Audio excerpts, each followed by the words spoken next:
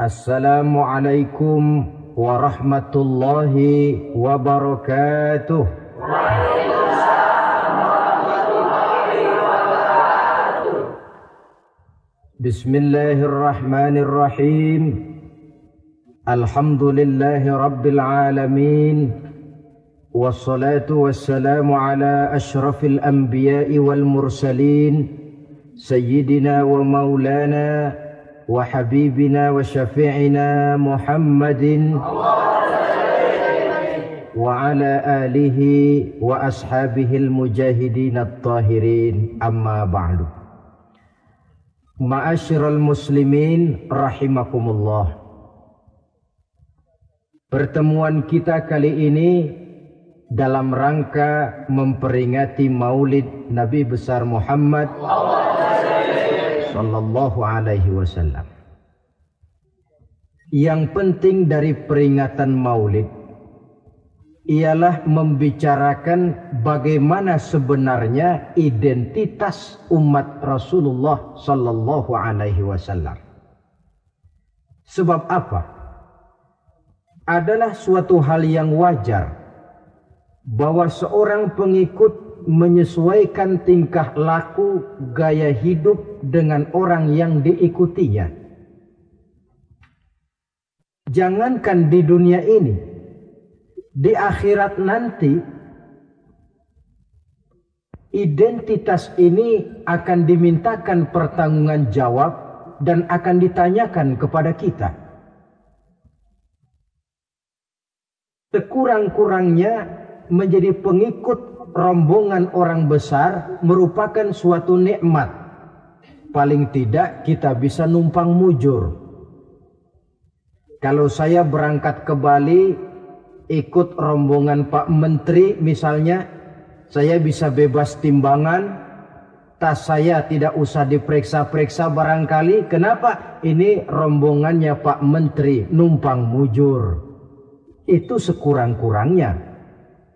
Tetapi tentu untuk menjadi anggota rombongan Pak Menteri ini kan harus ada tanda, ciri-ciri atau yang disebut identitas. Kalau kita mengaku dan memproklamirkan diri sebagai umat Nabi Muhammad, sebagai pengikut beliau, apa sih identitasnya, ciri-cirinya?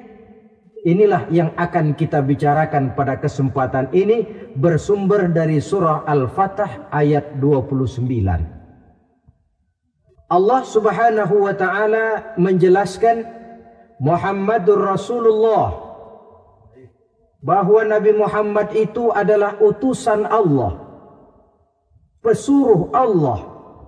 Walladzina ma'ahu, dan orang-orang yang bersamanya, orang yang mengikuti ajarannya, para sahabatnya, kita ini para pengikutnya, mempunyai ciri atau identitas. Dalam ayat ini ada 5 ciri yang dijelaskan.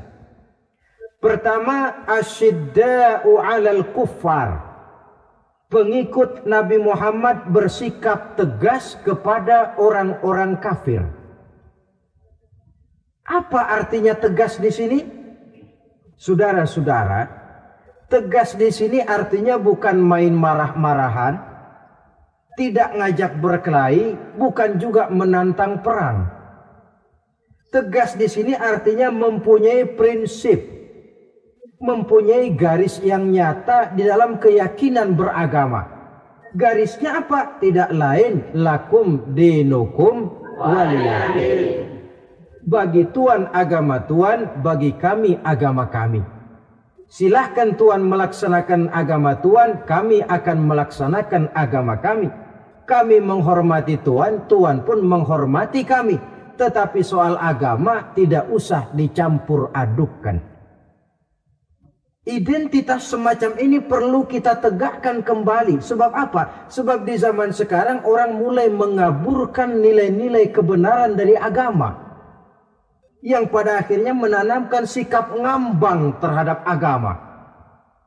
Misalnya kita ini dibuai dengan kalimat yang kelihatannya bagus tapi sebenarnya mengandung racun. Kata orang, jangan fanatik. Semua agama kan bagus. Semua agama benar. Semua agama thayyib. Terus terang saja, saya bukan tidak setuju dengan kalimat itu. Saya beranggapan kalimat itu belum sempurna. Semua agama benar, jangan titik di situ. Itu baru sekedar koma. Semua agama benar, koma, bagi penganutnya masing-masing, titik. Semua agama baik, koma, bagi penganutnya masing-masing, titik. Bagi kita yang muslim, yang benar Islam. Dan seorang muslim yang berani membenarkan semua agama. Seorang muslim yang berani berkata semua agama benar, sekurang-kurangnya munafik kalau tidak menjadi murtad. Wah Pak, itu namanya fanatik dong. Betul. Yang tidak boleh kan fanatik kepada suku. Yang tidak boleh kan fanatik kepada guru, tapi fanatik kepada agama dalam arti berpegang teguh kepada agama merupakan bagian daripada kehidupan beragama.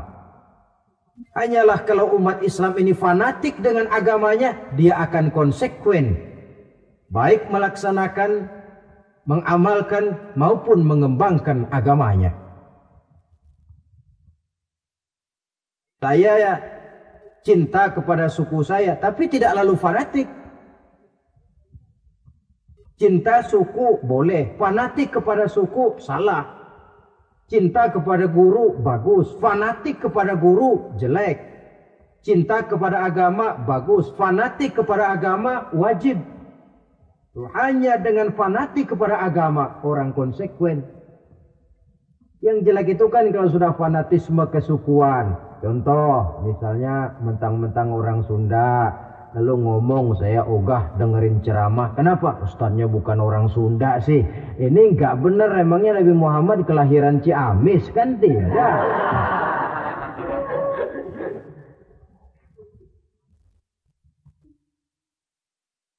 Toleransi ada tempatnya.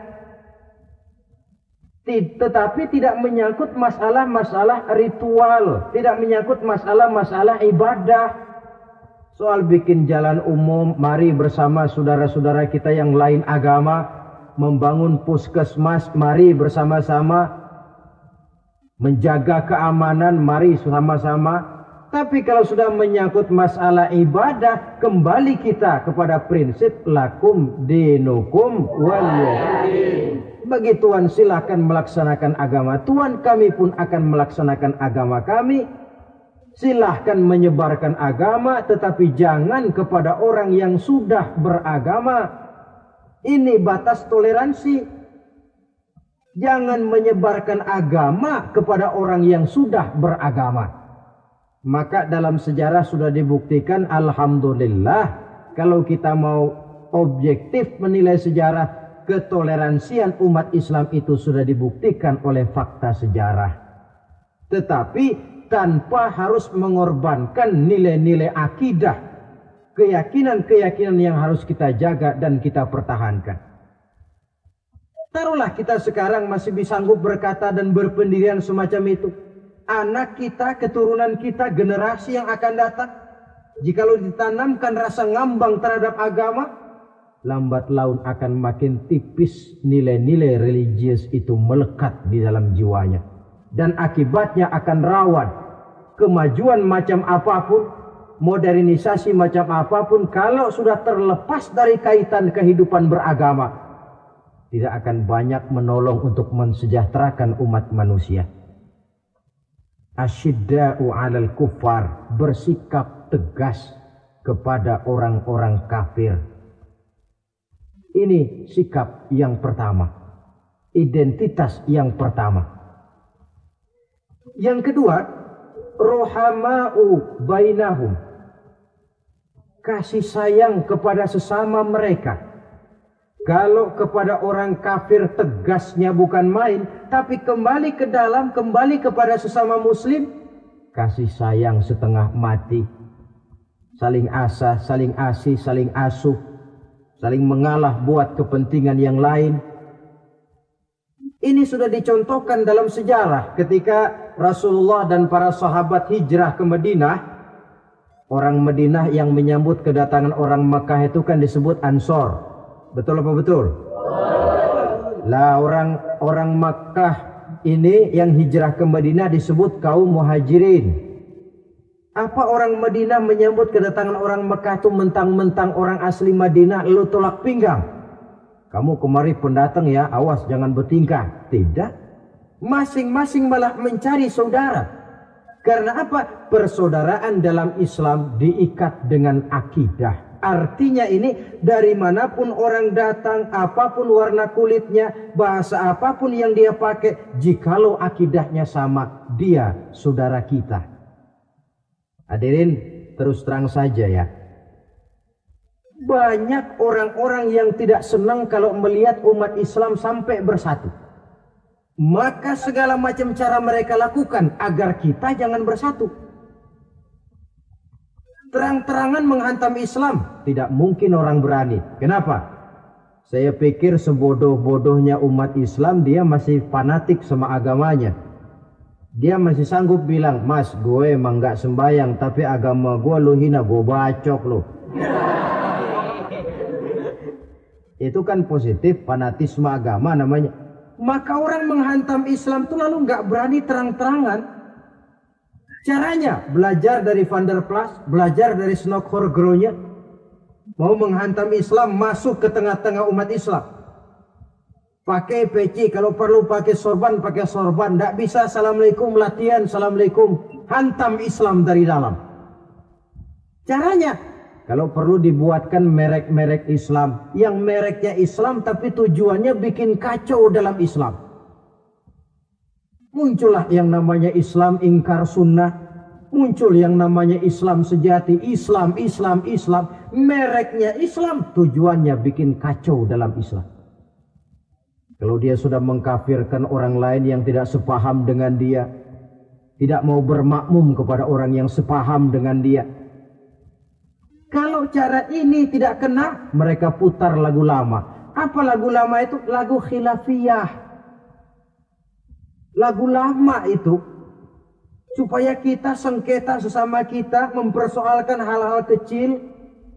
Waktu terbuang, energi habis untuk mempermasalahkan hal yang tak pernah kunjung selesai.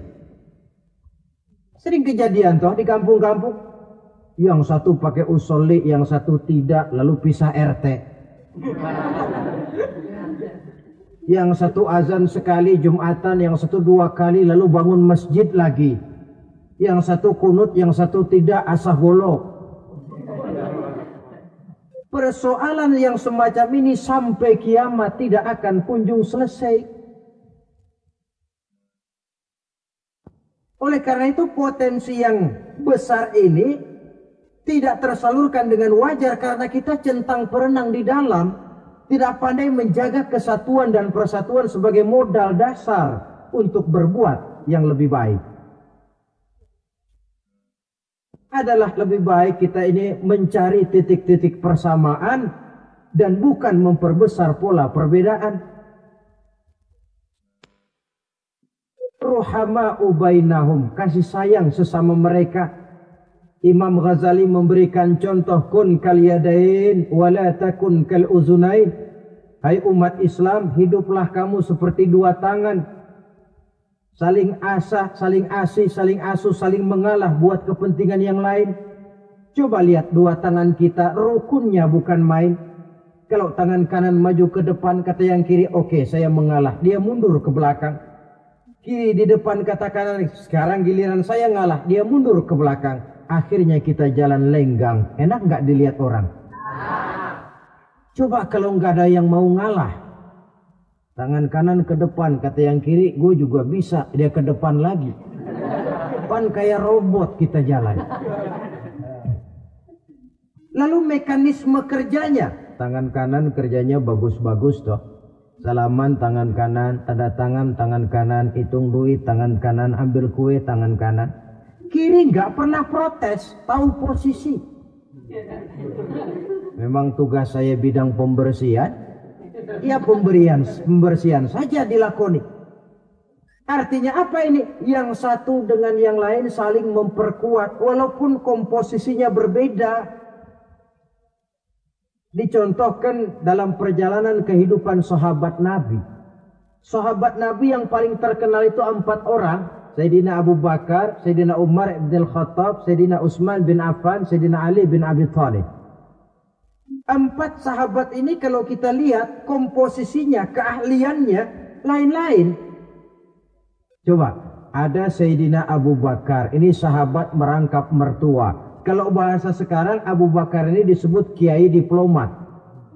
Kiai karena beliau orang alim, diplomat karena pandai bersiasat, ahli politik. Kemampuan berpolitiknya digunakan buat kepentingan agama. Sebab siapapun yang berpolitik untuk kepentingan agama, tentu kita doakan. Tetapi siapapun yang jual agama untuk kepentingan politik, kita juga berdoa. Cuma tentu doanya lain dengan yang berpolitik buat agama tadi. Saudara hadirin yang saya hormati. Ada Umar bin Khattab. Ini kalau bahasa sekarang disebut imam jenderal ini. Imam tapi jenderal. Jenderal tapi imam. Kenapa imam? Karena dia mampu memimpin jamaah di masjid. Kenapa jenderal? Karena dia sanggup memimpin tentara di medan perang. Kegagahannya, keberaniannya, keperkasaannya digunakan membantu perjuangan Rasul. Ada Utsman bin Affan, santri ekonom. Kenapa santri? Karena dia orang kaya. Kenapa ekonom? Karena dia pengusaha bergerak di bidang bisnis. Keuntungan usahanya untuk membantu perjuangan Rasul. Ada Ali bin Abi Thalib, tokoh muda tapi intelek. Masih muda tapi rela mengorbankan nyawa demi keselamatan Rasul di malam hijrahnya. Alangkah nikmatnya umat Islam ini kalau punya kiai diplomat, imam jenderal, santri ekonom, pemuda intelek yang masing-masing bekerja sama menunjang untuk kepentingan agama. Ruhama ubainahum, kasih sayang di antara sesama mereka. Mobil, kenal mobil enggak? Mobil itu baru bisa jalan dengan baik kalau seluruh onderdilnya kompak. Kalau yang satu sudah merasa dirinya lebih penting dari yang lain, alamat mobil udah deket mogok. Misalnya yang jadi bensin nyombong. Kalau enggak lantaran saya enggak bakalan jalan nih mobil. Bannya denger, sombong. Kata ban, sombong kamu bensin. Apa kamu kira kamu saja yang penting? Saya tersinggung, kata ban, lalu kempes. Kira-kira kalau ban kempes jalan nggak mobil? Begitulah umat ini. Kayak satu bangunan. Ada yang jadi jendela, pintu, tiang, genteng dan sebagainya. Tetapi satu sama lain hendaknya saling memperkuat. Kalau tidak, kita ini pernah diramalkan oleh Nabi, yushiku an tada'a alaikumul umam kama tada'al akalatu ala qas'atiha. Satu saat akan datang di tengah-tengah kamu di mana keadaanmu waktu itu seperti makanan di meja makan. Coba bayangkan, menurut Rasul satu saat kondisi umat Islam akan seperti makanan di atas meja. Yang barat mau makan, yang timur mau santap, yang selatan mau ganyang, yang utara mau injak-injak. Satu saat kondisi umat Islam akan seperti itu. Heran sahabat, ya Rasulullah, kok kita bisa dikepung begitu rupa? Iya. Apa pada waktu itu jumlah kami sedikit ya Rasulullah? Tidak, kata Rasul.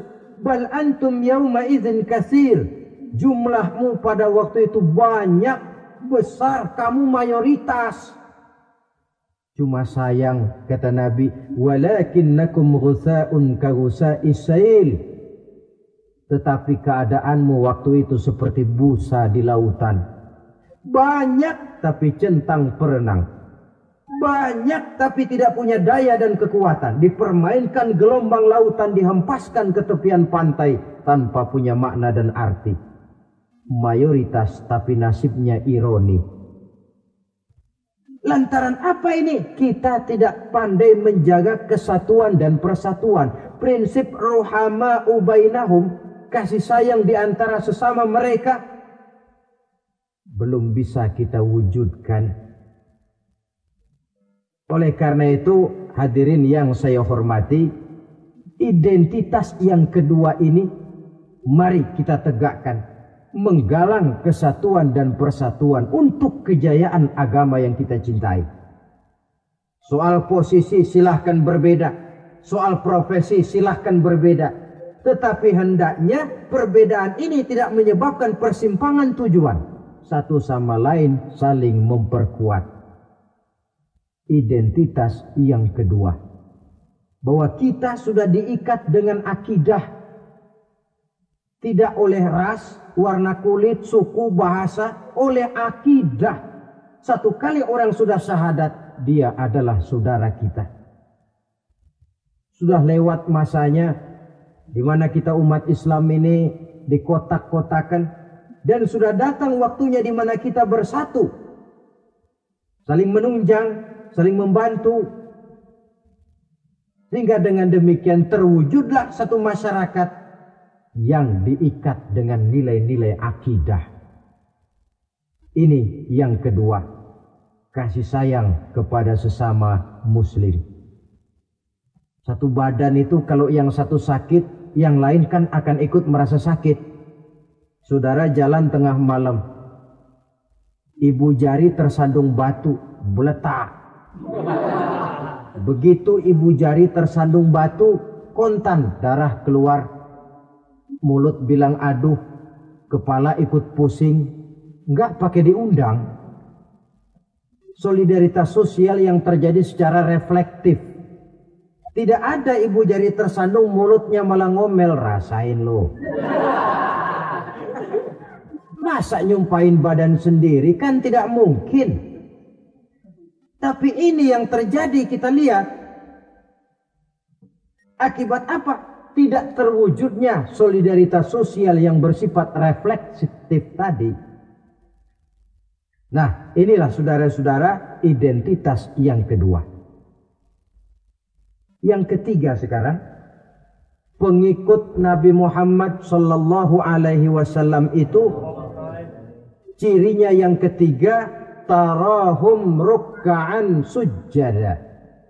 Engkau lihat mereka ruku dan sujud, mendirikan sholat.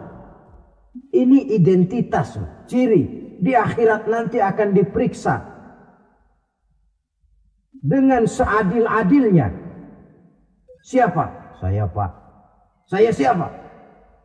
Pengikut Nabi Muhammad. Betul? Betul. Baik. Pengikut Nabi Muhammad itu tandanya ruka'an sujada, ruku dan sujud. Sampean ngaku umat Nabi Muhammad, sujud, pernah sembahyang? Sembahyang juga, Pak. Berapa kali? Gak banyak-banyak, Pak, setahun 2 kali. Kapan itu? Idul Fitri sama Idul Adha. Kata petugas, syarat kurang, minggir. Sebab sering dikatakan sholat itu kan ada yang harian, ada yang mingguan, ada yang tahunan. Ada yang sholatnya harian. Yang harian ini juga 2 macam. Ada yang belang-belang, ada yang mulus.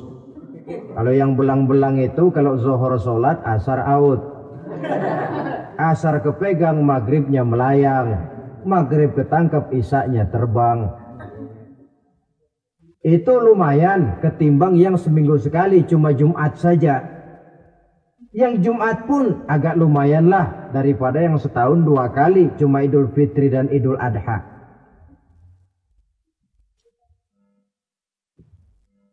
Tetapi bagaimanapun juga sholat ini memang merupakan keperluan dalam kehidupan kita. Ciri identitas yang memperkaya kepribadian. Pengikut Nabi orangnya ruku dan sujud. Sehingga di zaman sahabat tadi kondisi mereka digambarkan kalau siang seperti kuda perang, tetapi kalau malam seperti pendeta. Maksudnya apa? Di medan perang mereka gagah, tapi kalau sudah ruku dan sujud bukan main khusyuknya. Ruku dan sujud.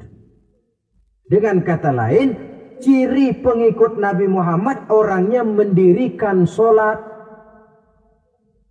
Nah, masalahnya sekarang apa perlunya sholat dalam kehidupan kita? Yang jelas dia untuk menggembirakan Allah kok. Se-ASEAN orang tidak ada yang sholat, Allah tidak akan berhenti jadi Tuhan. Manfaatnya akan kembali kepada kehidupan. Nah, apa perlunya sholat dalam kehidupan kita? Ada beberapa hal yang bisa kita angkat ke permukaan tentang perlunya sholat ini. Jadi sholat itu perlunya kita. Sehingga satu saat nanti kita tidak lagi berkata saya wajib sholat. Tapi kita akan berkata saya perlu sholat. Apa perlunya sholat dalam kehidupan kita? Pertama, sholat itu membuat orang rendah hati. Tidak melonjak menjadi angkuh dan sombong. Yang kedua, sholat itu membuat orang tahu diri. Yang ketiga, sholat itu mendatangkan ketenangan jiwa dan ketentraman batin. Lantaran orang punya sandaran vertikal kepada Allah. Sehingga agama menekankan benar ini. Bukan cuma untuk kita, tapi juga anak kita, keturunan kita. Sehingga Nabi mengajarkan, ajari didik anak-anakmu sholat pada umur 7 tahun. Kalau umur 10 tahun mereka sudah berani meninggalkan sholat, pukul. Bukan dengan tujuan menyakiti, tapi mendidik anak supaya disiplin dengan sholatnya. Kayaknya kita yang hidup di zaman serba modern ini, soal anak mau sholat atau tidak, kayaknya orang tua itu, kalau istilah anak sekarang, cuek-cuek aja. Jarang yang mengadakan inspeksi, pengecekan anaknya sudah sholat apa belum, lalu sholatnya disiplin apa tidak. Jarang yang memberikan sugesti dan rangsangan supaya anaknya mendirikan sholat. Saya jarang mendengar orang tua muslim yang berkata, nak, kalau kau hafal Fatihah dengan artinya bapak beliin sepatu baru. Nak, kalau kau hafal juz amma, bapak beliin sepeda. Sugesti untuk hal-hal yang bersifat agama sangat langka. Tapi kalau sudah hal-hal yang bersifat umum, wah, nak, kalau kamu lulus nanti SD ya, kita piknik ke Tangkuban Perahu, lulus SMP tur ke Bali, lulus SMA piknik ke Singapura. Rangsangan dan dorongan, baguslah itu. Tetapi alangkah akan lebih bagusnya jika untuk hal-hal yang bersifat agama kita pun sanggup memberikan sugesti, rangsangan dan dorongan kepada anak-anak kita. Sehingga sejak kecil mereka sudah terbiasa dengan sholat. Sejak kecil mereka sudah disiplin dengan sholatnya. Wah, kalau tidak, kayu itu kalau mau dibengkokkan pada saat dia masih kecil. Kalau sudah besar baru mau dibengkokin, repot kayu itu. Membentuk orang soleh itu harus dimulai sedini mungkin. Karena itu salah satu fungsi solat Allah jelaskan, inna sholata tanha 'anil fahsya wal munkar. Bahwa solat yang dikerjakan dengan betul mampu mencegah manusia dari perbuatan yang keji dan munkar. Jadi dengan kata lain, orang yang disiplin dengan sholat terpeliharalah dirinya dari perbuatan yang keji dan munkar. Hadirin yang saya hormati, suatu kenyataan barangkali yang memang tidak bisa kita pungkiri, bahwa kemajuan ilmu pengetahuan dan teknologi sekarang ini makin mengagumkan. Dunia seolah-olah telah dirombak oleh manusia dari sebuah daerah kosong menjadi gedung-gedung pencakar langit yang tinggi. Orang sudah bertandang ke bulan, dan dalam beberapa tahun mendatang boleh jadi akan bertandang pula ke planet-planet lainnya. Kekurangan air minum bisa diatasi dengan penyulingan air laut. Kekurangan areal pertanian bisa diatasi dengan merombak gurun pasir yang gersang dan tandus menjadi sawah ladang yang menghasilkan kebutuhan hidup manusia. Tapi seiring dengan itu menjadi pertanyaan, makin sejahterakah umat manusia? Tercapaikah kebahagiaan? Pada sisi lain kita melihat kemajuan itu melahirkan hal-hal yang tidak kita harapkan. Apa yang kita sebut dengan penyakit dunia modern, yang rupanya makin banyak dokter, makin banyak juga penyakit, makin banyak rumah sakit, makin aneh nama penyakit. Pola yang paling berbahaya ialah jikalau kemajuan itu menyebabkan manusia sampai mendewa-dewakan ilmu dan teknologi. Dan ini yang sering saya istilahkan dengan berhala abad 20. Kalau dulu orang menyembah berhala yang namanya Latta, Uzza, Manat, Hubal, orang zaman sekarang secara tidak langsung banyak yang menjadi penyembah komputer, penyembah sains dan teknologi, mendewa-dewakan otak, lalu lupa bahwa sepanjang yang bisa dilakukan oleh manusia adalah berusaha dan berusaha, sementara ketentuan mutlak datang dari Allah Subhanahu wa ta'ala. Disinilah perlunya ruku dan sujud, agar manusia tahu benar hakikat dari mana dia datang, di mana dia sekarang, mau apa dia di sini, dan kemana dia akan pulang.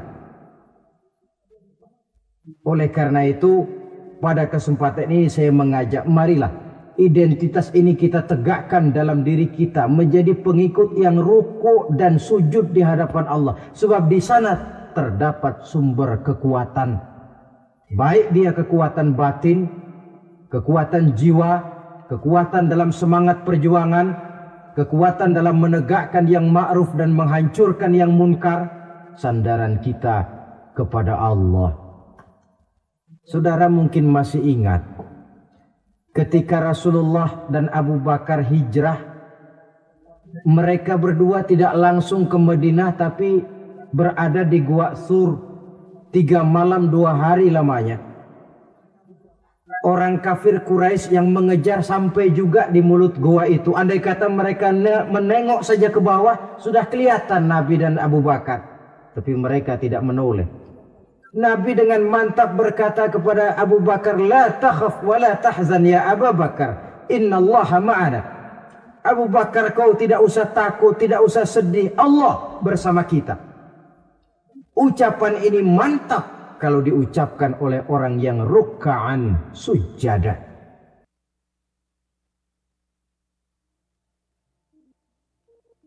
Mempunyai backing yang tidak kepalang tanggung, yang serba maha. Ya itu kalau memang saudara perlu cari backing, jangan kolonel tanggung, jangan brigjen tanggung, carilah backing yang serba maha, maha gagah, maha kaya, maha tahu, maha segala-galanya. Berbackinglah kepada Allah saja dengan jalan ruk'an sujada, ruku' dan sujud dalam kehidupan ini. Ini identitas yang ketiga. Yang keempat sekarang, pengikut Nabi itu apa tandanya? Yabtaghuna fadlan minallah wa ridwana. Mereka selalu mencari karunia dan keridhaan Allah. Karunia dan keridhaan. Jadi tidak hanya mencari sekedar karunia, tetapi juga mencari ridho. Oleh karena itu seorang pengikut Rasul, di dalam dia berdagang misalnya, dibatasi oleh pertanyaan, cara saya ini Allah ridho apa tidak? Dia cari rizki, dibatasi oleh pertanyaan, Allah ridho apa tidak? Dia menginginkan jabatan yang tinggi, tapi tetap dalam kerangka pertanyaan, kalau cara ini Allah ridho apa tidak? Sehingga tidak lantas menghalalkan cara apapun halal asal tujuan tercapai, itu kan caranya PKI. Asal tujuan tercapai cara apa saja halal. Seorang muslim pengikut baginda Nabi tidak diajarkan semacam itu. Kenapa perlu mencari keridhaan Allah, karunia yang Allah ridho? Karena apapun yang kita pakai, apapun yang kita makan terutama, jikalau bersumber dari sesuatu yang Allah tidak ridho, katakan yang haram misalnya, akan mempengaruhi gaya dan gerak hidup kita. Contoh, kata Imam Ghazali, Kalau engkau terlalu senang memakan makanan yang haram, dia akan mempengaruhi caramu berpikir sehingga kau akan cenderung berpikir yang haram. Mencari karunia yang Allah ridho. Dan hidup itu kalau sudah mendapat ridho Allah, sudah satu kenikmatan yang tidak bisa dibeli dengan nilai materi yang bagaimanapun banyaknya. Karena itu biarlah kita orang mukmin ini di dunia hidup kaya asal Allah ridho saja. Gak apa-apa. Biar rumah kita gedung, punya mobil bagus, uang banyak, kalau Allah ridho enak. Daripada sudah melarat, tinggal di pinggir kali, rumahnya gubuk, Allah marah lagi. Kapan mau senang orang macam begitu? Jadi biarlah kita ini bahagia di dunia, asal di akhirat masuk surga. Nggak apa? Mencapai kebahagiaan di dunia dan di akhirat. Cari karunia Allah sebanyak-banyaknya. Karena memang bumi dan segala fasilitasnya diperuntukkan bagi manusia. Dan karunia Allah itu ada dimanapun kita pergi. Dahulu ketika turun perintah hijrah, sebagian sahabat berpikir-pikir, kalau saya hijrah ke Madinah, di Madinah mau makan apa saya? Ini Mekah kan jelek-jelek kampung sendiri.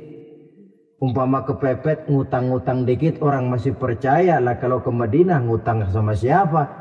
Takut dia kalau hijrah ke Madinah tidak dapat makan. Allah memberikan jaminan, qul li'ibadiyalladzina amanu inna ardi wasi'ah fa iyaya fa'budun. Katakan kepada mereka Muhammad, hai hamba-hambaku yang beriman, bumiku ini luas. Di Mekah kau makan, hijrah ke Madinah juga kau akan makan. Apalagi hijrahmu karena membela agama. Jangan karena membela agama kau takut kelaparan. Artinya apa? Karunia Allah itu ada dimanapun. Kalau kita mau berusaha, tetapi jangan lupa usaha itu harus yang Allah ridho. Kalau sekedar hasil usaha, cara apapun boleh, ya dapat. Tetapi tanpa ridho, semuanya tidak akan membawa ketenangan, ketentraman, dan kebahagiaan. Allah itu kan maha pengasih, tidak pilih kasih katanya. Artinya apa? Semuanya Allah kasih. Orang kalau mau berusaha dapat. Itu logika. Sunnatullah kata kita, hukum alam kata orang. Kalau mau berusaha mesti dapat. Tetapi kasih sayang Allah ini tidak diberikan kepada setiap orang. Kalau pengasihnya berlaku kepada semua orang. Mau kafir, mau beriman, kalau berusaha dapat. Itu Rahman namanya. Tapi Allah tidak cuma Rahman, Allah juga Rahim, Maha Penyayang. Bedanya apa? Orang yang dikasih itu belum tentu disayang. Tetapi kalau disayang mesti dikasih. Kalau tidak dikasih tentu ada pertimbangan lain untuk kepentingan kita.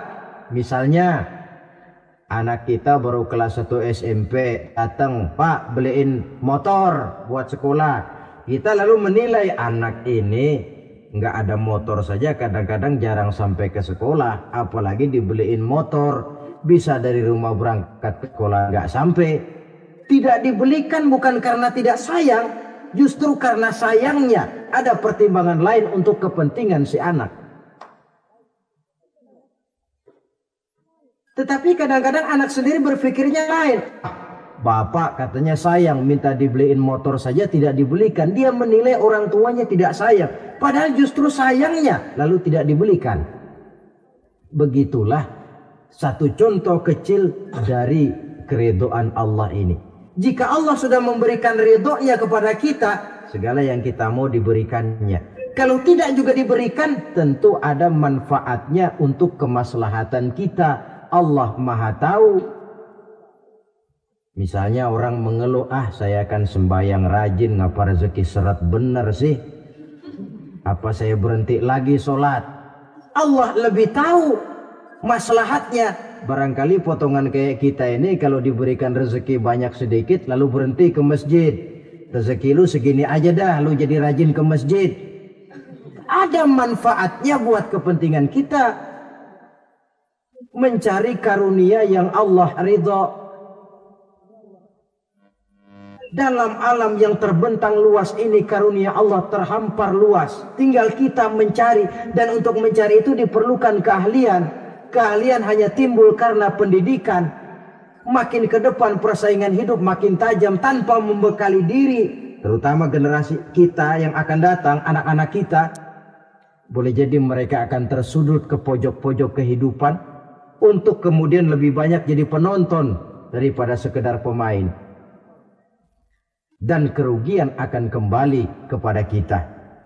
Karena itu cari karunia Allah sebanyak-banyaknya, tapi dengan garis bawah yang Allah ridho. Sekali lagi, carilah karunia Allah sebanyak-banyaknya dalam kehidupan ini, tetapi dengan menggarisbawahi yang Allah ridho. Inilah identitas yang keempat. Yang kelima sekarang, identitas yang terakhir, simahum fi wujuhihim min atharis sujud. Di muka mereka ada tanda bekas sujud. Ini pengikut Rasulullah sallallahu alaihi wasallam. Bekas sujud, iya. Apa bekas sujud itu? Apa jidatnya hitam kebanyakan sujud? Mungkin. Karena rajin sujud lalu berbekas. Boleh jadi, tapi soal hitam di jidat sih gampang digosok-gosok. Yang terpenting asarus sujud di sini dalam bentuk sikap mental. Apa sikap mental yang saya maksud? Orang yang rajin sujud itu lalu membekas dalam kehidupan yang pengaruh sujud. Apa pengaruh sujud? Karena rajin sujud timbul ikhlasnya. Sudah berbuat, yang penting itu Allah. Orang lain mau tahu atau tidak, orang lain mau puji atau tidak, yang penting Allah. Sebab kalau sudah dia usolli fardul maghribi Allahu Akbar, dia tinggalkan dunia dan seluruh isinya. Naik dia menghadap Allah. Selamat tinggal sebentar dunia, nanti saya balik lagi. Yang ada cuma dia dan Allah dalam dialog langsung. Timbul keikhlasan, terjemahannya dalam kehidupan. Berbuat tanpa pamrih, tidak suka menepuk jasa dan menghitung jasa. Sebab biasa orang itu kalau sedang perang tidak sempat ngaku jadi pahlawan, tapi kalau perang sudah selesai nggak kenal bedil ngaku pahlawan. Kalau perang sedang berkecamuk, jarang yang mengaku pahlawan. Kalau sudah perang selesai, masing-masing nepuk dada. Seorang yang ikhlas, seorang yang berbuat tanpa pamrih, dan ini pengaruh sujud dalam kehidupan. Lalu apalagi timbul jujurnya. Kenapa? Kalau dia sholat zuhur 4 rakaat, lalu umpama selesai 3 rakaat dia salam, orang lain tentu tidak tahu dia korupsi 1 rakaat. Tapi kenapa tidak dia lakukan? Ada Allah sih yang tahu. Timbul kejujuran, disiplin murni yang berakar dari hatinya sendiri. Lalu apa lagi? Kesabaran. Dilatih lewat sholat. Kalau belum selesai 4 rakaat, jangan berhenti sholat isya umpamanya. Dan banyak lagi pengaruh-pengaruh atharus sujud. Ini di dunia. Di akhirat nanti kata Nabi, inna ummati ya'tuna yaumal qiyamah ghurran muhajjalin min atharil wudu. Umatku di hari kiamat nanti akan datang menghadap Allah dengan muka berseri-seri dari sebab air wudu. Mukanya bersinar-sinar karena di dunia rajin wudu. Sehingga barangkali di akhirat nggak perlu ngaku-ngaku kita. Ya Rasulullah, saya umatmu, tidak perlu. Rasulullah lihat sendiri, wah ini mukanya bersinar-sinar. Ta'ali ummati, umatku sini, umatku sini. Kalau di dunia rajin kena air wudu. Ya rajin wudu artinya kan rajin sholat. Masa ada orang wudu aja nggak sholat, kan model. Kalau muka tidak pernah tersentuh wudu, kalau muka tidak pernah sujud, teriak-teriak kita mengaku ya Rasulullah saya umatmu ya Rasulullah. Kata Rasulullah, nggak ada umat saya yang dekil kayak sampean.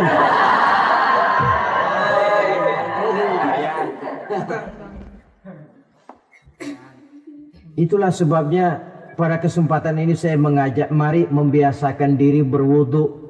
Tidak cuma untuk sholat. Saudara mau berangkat ke kantor wudu dulu, bagus. Saudara mau pergi berdagang wudu dulu, cakep. Saudara mau pergi kuliah, mau pergi sekolah wudu dulu, bagus. Di samping kebersihan jasmani, juga kebersihan rohani. Tengok saja. Kalau kita membasuh tangan pada saat wudu mulai Allahumma inni as'aluka yumna wal barakah wa a'udzubika minasyu'mi wal halakah. Itu kan yang kita baca. Ya Allah, saya mohon keberkahan di dua tangan ini, supaya tangan ini kalau dibawa dagang untung, dibawa menanam lalu panen, dibawa berusaha menghasilkan rezeki. Dan saya berlindung kepadamu ya Allah, jangan sampai tangan ini membawa kesialan dan kecelakaan. Berlindung kepada Allah jangan sampai jadi punya tangan sial. Dipakai dagang rugi, dipakai nanam pohonan mati, dipakai mukul orang.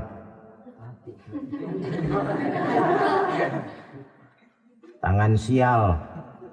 Dari itu saja sudah memberikan sugesti untuk rohani kita. Kebersihan jasmani, kebersihan rohani terpelihara karena wudhu. Jadi asarus sujud, pengaruh sujud membekas di dalam kehidupan. Sehingga oleh Syekh Muhammad Abduh dijelaskan, walikulli ibadatin minal ibadati sahihah asarun fi taqwimi akhlaqil qaimi biha wa tahdzibi nafsihi. Setiap ibadah yang dikerjakan dengan betul pasti mempunyai pengaruh yang nyata dalam meluruskan moral akhlak orang yang melaksanakan ibadah itu sendiri. Jadi sujud kita betul apa tidak? Lihat saja pengaruhnya dalam kehidupan kita.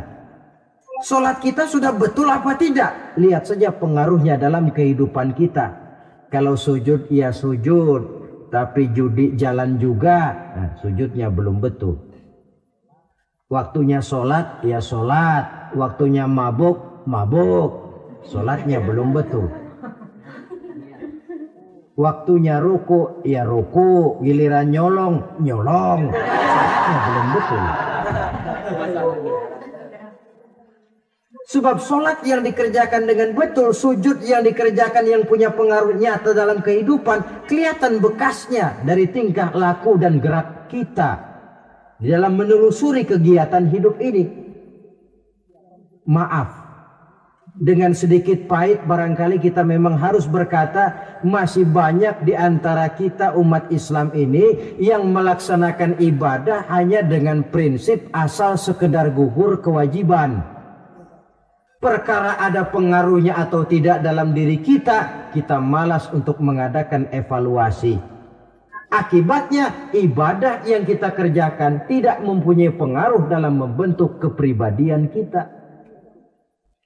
Orang yang mengucapkan syahadat ada pengaruh dalam jiwanya. Orang yang mendirikan sholat ada pengaruh dalam membentuk kepribadiannya. Orang yang melaksanakan puasa ada pengaruh dalam perkembangan jiwanya. Orang yang mengeluarkan zakat ada pengaruhnya dalam mengelola hartanya. Orang yang melaksanakan ibadah haji ada perubahan dalam kegiatan hidupnya. Dari yang negatif kepada yang positif tentunya. Simahum fi wujuhihim min athari sujud. Di muka mereka, di muka pengikut Rasulullah ini ada tanda pengaruh bekas sujud. Karena rajinnya dia melaksanakan sujud di dalam kehidupan ini. Nampak pengaruh yang nyata di dalam kehidupannya, dalam gerak dan tingkah lakunya. Saudara hadirin, ma'asyiral muslimin rahimakumullah. Inilah 5 identitas yang harus kita tegakkan jikalau kita mau jadi umat yang konsekuen. Tidak sekedar bangga-banggaan menyandang titel umat Nabi, apalagi konon mengharapkan syafaatnya di akhirat nanti, padahal sebagai pengikut kita tidak menyesuaikan diri dengan yang kita ikuti. Bagaimana mau mengharapkan fasilitas yang namanya syafaat? Bahwa syafaat pertolongan Rasul itu ada, tetapi fungsinya kan ibarat orang punya kain, syafaat itu nambel. Saudara punya kain, sobek-sobek sedikit, ditambal oleh yang namanya syafaat. Sholat kurang sedikit, ditambal oleh syafaat. Sodakoh ada campur riak sedikit, tidak karena Allah sedikit, syafaat. Jadi kalau punya kain sobek ada syafaat. Lah kalau kainnya tidak punya, yang mau ditambal apanya? Sholat tidak, puasa tidak, di akhirat aman dah dapat syafaat. Tentu terlalu berlebihan, terlalu optimis mengharapkan sesuatu yang kita memang tidak punya modal dasar untuk memperolehnya. Baiklah ya, kesimpulan. Pertama, sebagai pengikut kita harus menyesuaikan diri dengan yang kita ikuti. Identitas. Suatu umat hanya akan berwibawa, hanya akan dihitung dan dipandang orang kalau dia tegak dengan identitasnya. Kalau macan sudah kehilangan sifat galaknya, orang tidak takut lagi kepada macan.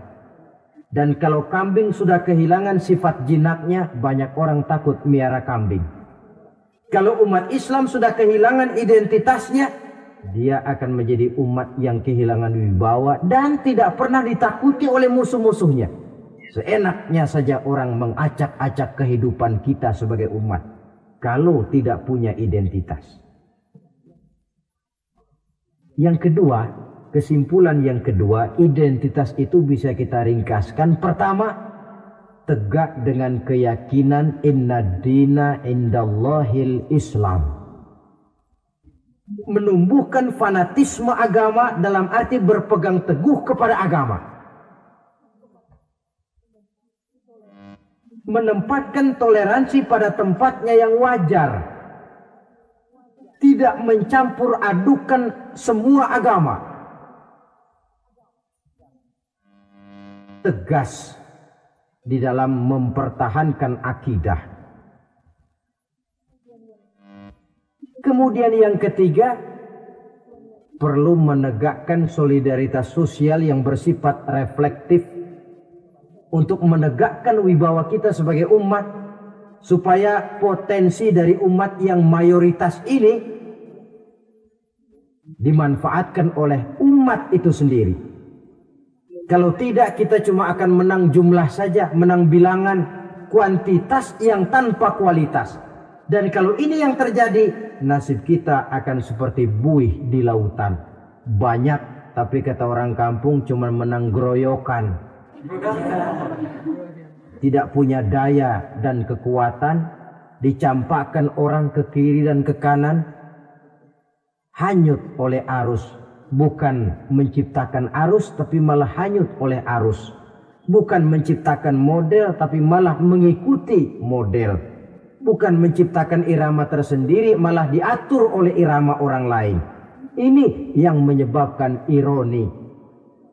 Tegaklah dengan kesatuan dan persatuan, dengan lebih memperbanyak mencari titik-titik persamaan dan bukan memperbesar titik-titik perbedaan. Yang keempat, rukuk dan sujud sebagai sandaran vertikal kepada Allah. Selama kita umat ini masih rajin rukuk dan sujud, selama itu pula nilai optimisme masih ada dalam jiwa dan diri kita. Ya Allah, persilahkan orang memperlakukan kami sesuka hatinya, tapi kami yakin ya Allah, Engkau tidak akan mendiamkan. Satu saat pertolonganmu mesti datang. Itu akan mantap kita ucapkan kalau kita melaksanakan rukuk dan sujud. Tertimpa tangga, jatuhnya sakit, ketimpa tangga lagi, musibah yang beruntun. Rukuk dan sujud sebagai sandaran vertikal. Yang kelima, karunia Allah dan keridhaan Allah jangan dipisah. Cari karunia sebanyak-banyaknya, tetapi dalam batas-batas yang diridhoi Allah. Sebab kalau tidak, karunia itu akan makin membuat kita jauh dari Allah. Ilmu karunia itu. Tapi kalau tidak diridhoi Allah, Nabi ingatkan, man izdada ilman wa lam yazdad huda lam yazdad minallahi illa bu'da. Orang yang bertambah ilmu tapi tidak bertambah hidayah, dia hanya akan semakin jauh dari Allah. Jauh dari Allah menimbulkan kegersangan dalam jiwa, kepanasan dalam hati, sehingga jauhlah kita dari ketenangan hidup. Karunia yang Allah ridho, dan Islam melarang umatnya untuk berpangku tangan menunggu keajaiban dari langit. Berusaha, berikhtiar, berdoa, lalu bertawakal kepadanya. Yang terakhir, hendaknya ibadah yang kita kerjakan dievaluir, ditinjau kembali apa pengaruhnya dalam kehidupan kita. Sebab setelah selesai melaksanakan suatu ibadah, hendaknya nilai ajaran yang terkandung dalam ibadah itu bisa kita terjemahkan dalam kehidupan kita. Sehingga gerak kita dalam sholat dengan tingkah laku kita di luar sholat ada kesinambungan. Gerak kita di dalam bulan Ramadan dengan tingkah laku kita di luar Ramadan ada kesinambungan. Namanya ibadah yang kita kerjakan ada pengaruhnya dalam memperbaiki kehidupan kita. Dengan satu prinsip, ibadah itu kita kerjakan adalah kemanfaatannya kembali kepada kehidupan kita. Saudara hadirin yang saya hormati, inilah pembicaraan kita pada pertemuan kita kali ini. Dengan harapan tentunya dalam memperingati Maulid kita tidak hanya sekedar melakukan satu tradisi, tidak hanya sekedar hura-hura, tidak hanya sekedar ikut-ikutan. Sebab bagaimanapun peringatan semacam ini bukan tujuan. Ini cuma sekedar alat. Kalau peringatannya yang jadi tujuan, selesai memperingati, selesai sudah. Kayak saudara tujuannya mau ke Bogor. Kira-kira kalau sudah sampai Bogor pulang lagi enggak? Pulang. Kenapa? Tujuan sudah tercapai. Tujuannya cuma memperingati Maulid. Sudah selesai. Ya sudah selesai segala-galanya. Yang tidak sholat kembali tidak sholat. Yang teler kembali teler. Pokoknya kan udah Maulid. Itu kalau dijadikan tujuan. Maulid sekali lagi bukan tujuan, cuma sekedar alat. Tujuan kita diantaranya mencari identitas, menyesuaikan diri sebagai seorang pengikut dengan Rasulullah yang kita ikuti itu. Inilah pembicaraan kita kali ini. Mudah-mudahan 5 identitas ini Allah berikan kekuatan untuk bisa kita tegakkan dalam diri kita masing-masing. Sehingga kebanggaan sebagai pengikut Nabi dibuktikan dengan amal perbuatan kita. Terima kasih banyak atas segala perhatian. Mohon maaf atas segala kekurangan. Usikum wa iyaya bitaqwallah. Wassalamualaikum warahmatullahi wabarakatuh. Waalaikumsalam warahmatullahi wabarakatuh.